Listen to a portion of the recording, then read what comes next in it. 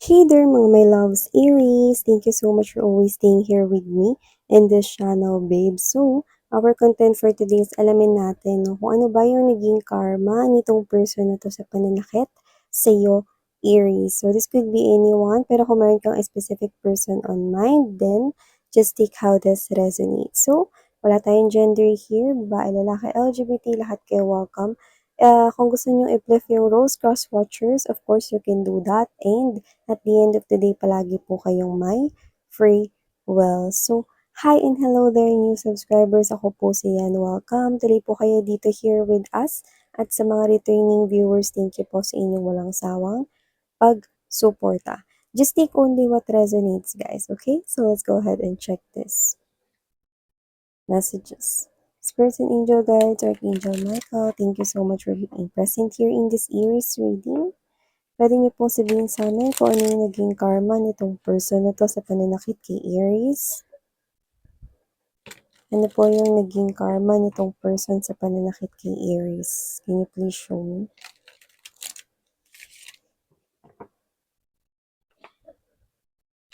Ano po yung naging karma nitong person na to sa pananakit kay Aries?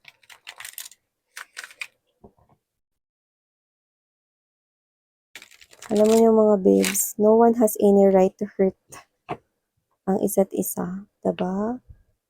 Or ang kapwa.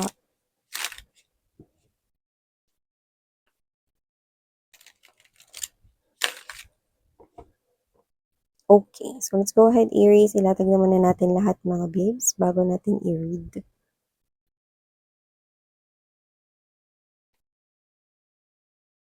Five of Coins or the Five of Pentacles.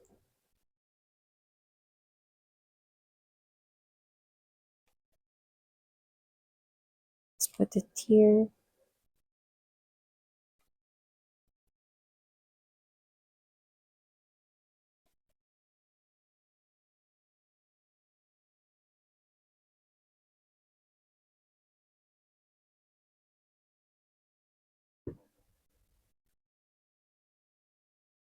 Okay. So, Aries, nakita ko na nagka-trauma kayo because of this person here.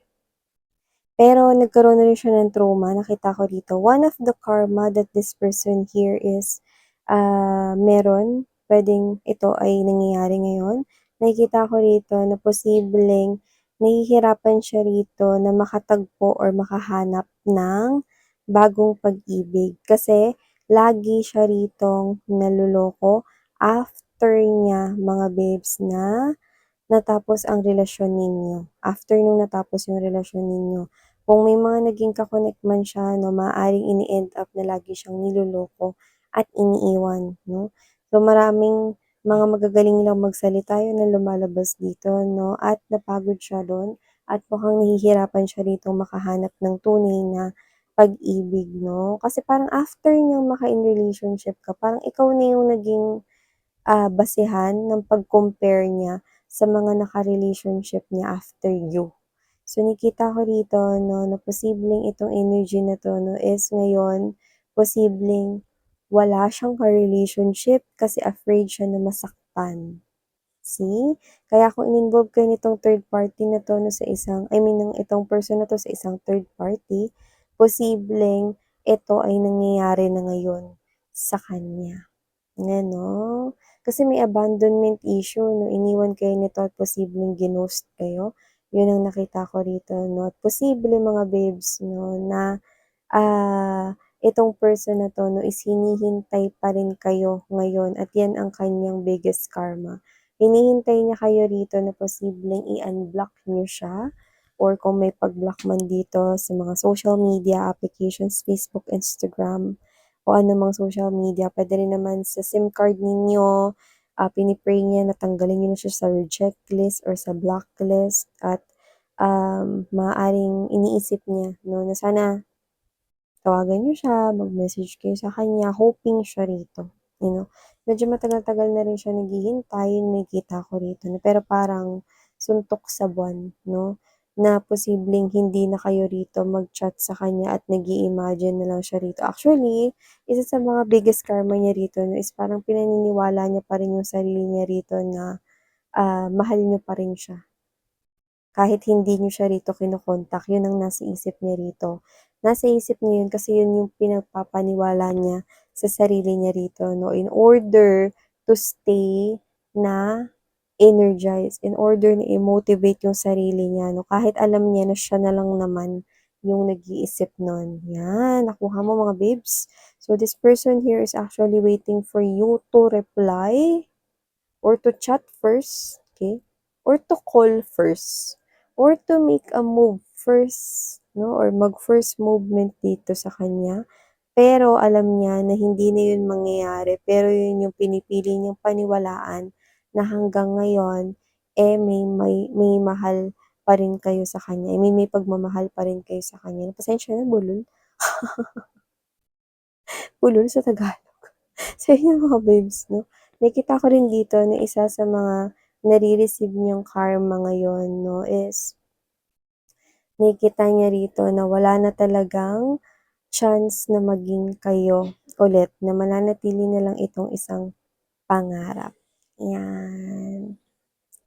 Malamang isa 'to sa mga energies na nakuha natin 'no, dun sa ating biggest karma na na ginawang reading yesterday dun sa ating other channel, yung Downing, 'yan, baka isa siya dun.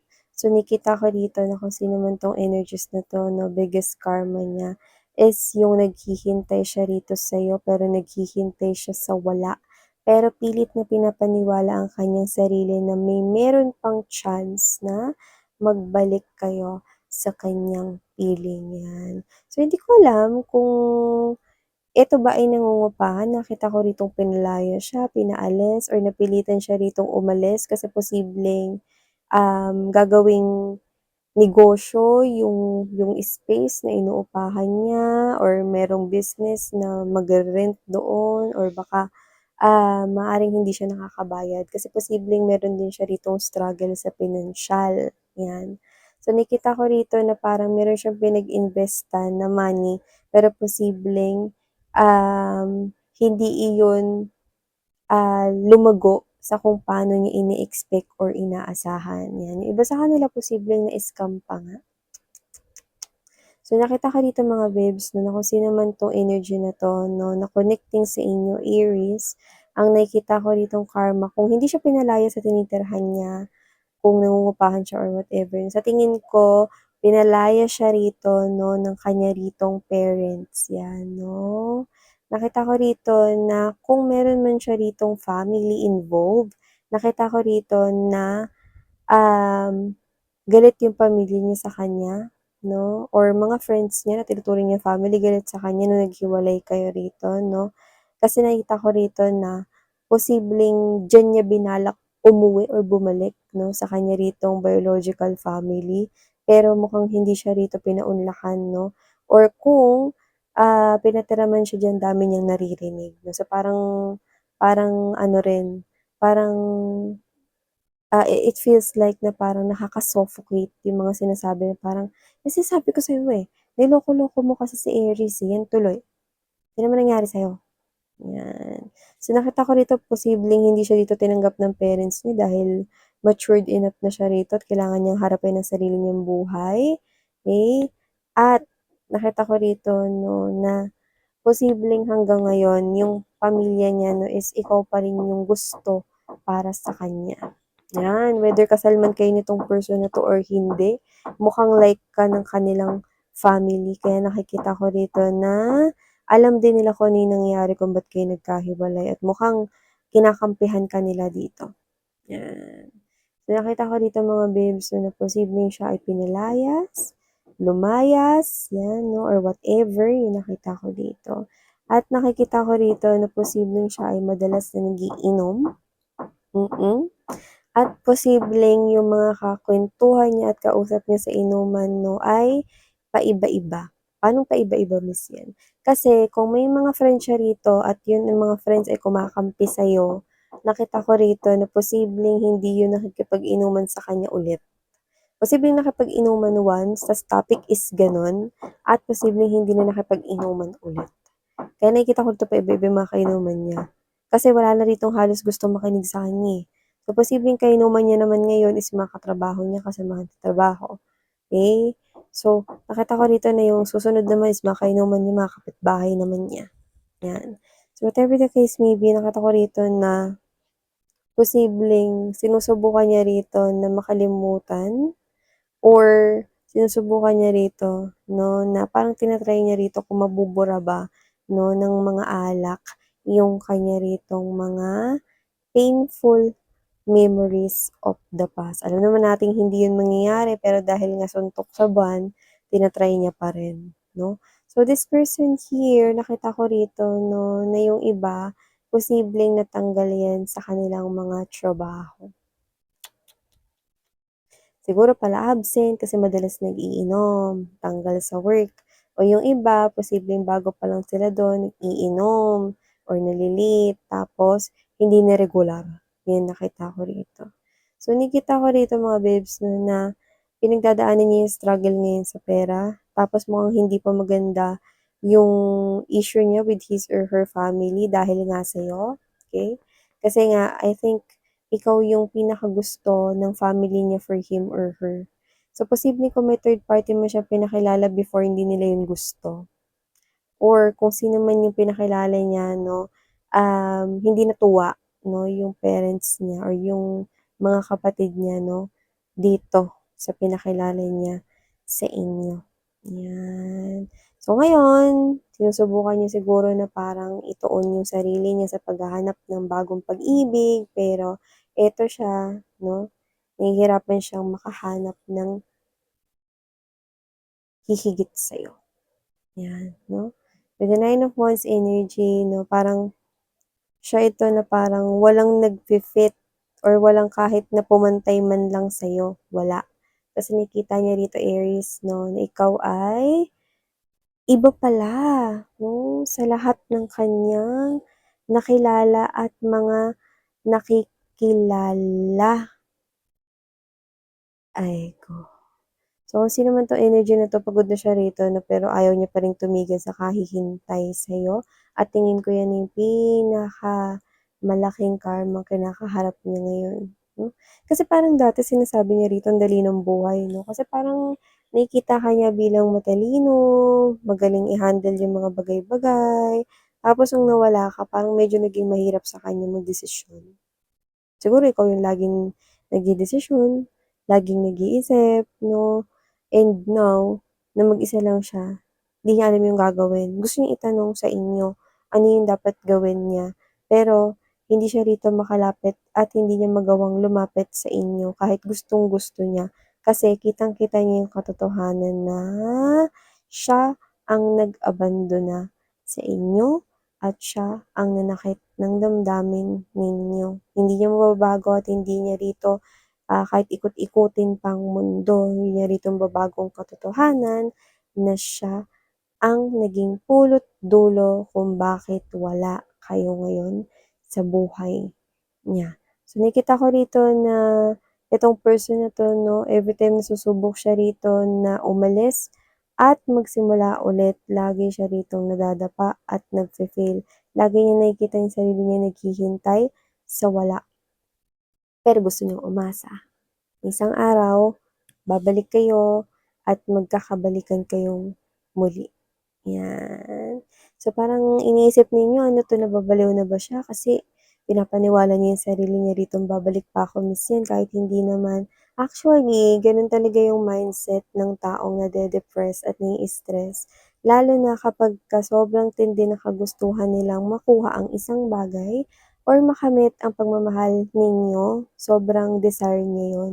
At alam niya hindi niya yun basta makukuha ng muli 'no, kahit pa sobra siya ritong magbigay ng lubusan niya ritong enerhiya or effort, alam niya na yun ay malayo na sa katotohanan. So, parang para pagaanin ang sarili niya ritong kalooban, yun na lang yung pinipili niyang paniwalaan. Yeah, yun yung nakikita ko rito. Yeah, although nakakaawa yung gano'ng klase ng energy, pero yun yung ini-entertain niya para maka-survive siya everyday. Oo, siguro naghahanap siya rito ng mga tao na parang ta-try niya ritong kumonek 'no, makipagrelasyon, um, pero yung commitment, tingin ko hindi niya yun kayang ibigay sa mga 'to. Kasi sa totoo lang, sa kaibuturan ng puso niya, sa'yo niya gustong mag-commit, sa'yo niya gustong maglaan ng commitment. Pero paano ba 'to? Wala ka na, 'di ba? So, yung iba alam kung nasaan kayo pero walang ginagawa rito. Guilty, guilty rito sa nagawa niya, okey? Nanatili siya ritong tahimik pero alam mo yung sa puso niya nagsusumigaw rito na gustong-gusto niya kayo rito, na makabalik kayo sa kung paano kayo dati bago naging magulo yung lahat, 'yan. Actually, hindi niya sinisisi dito yung sarili niya, kung sino man yung nakasira sa inyo, kung third party man yun or problemang pumagitna sa inyo, yun yung pinakasinisisi niya, 'yan 'no. So, nakikita ko rito na kung may third party rito nagagalit siya dun. 'Di ba parang kung hindi ka sumulpot-sulpot at pumagitna sa'ming dalawa 'di sana ako naakit sa'yo, ano. May gano'n 'di ba? Pero sa totoo lang talaga, ang bawat tao ay may kanya-kanyang aksyon. Gumawa pa rin siya ng desisyon 'di ba? Eh, kahit naman akitin ka diyan ng kung sino-sino mang taong ahas 'no, kung hindi ka naman magpapaakit, eh, wala rin namang mangyayaring akitan, 'di ba? So, whatever the case may be, kung ganun man yung naging case, ang walang ibang dapat sisihin dito ay ang mismong taong gumawa ng stupid desisyon, 'di ba? So, yun. O, yun na nga.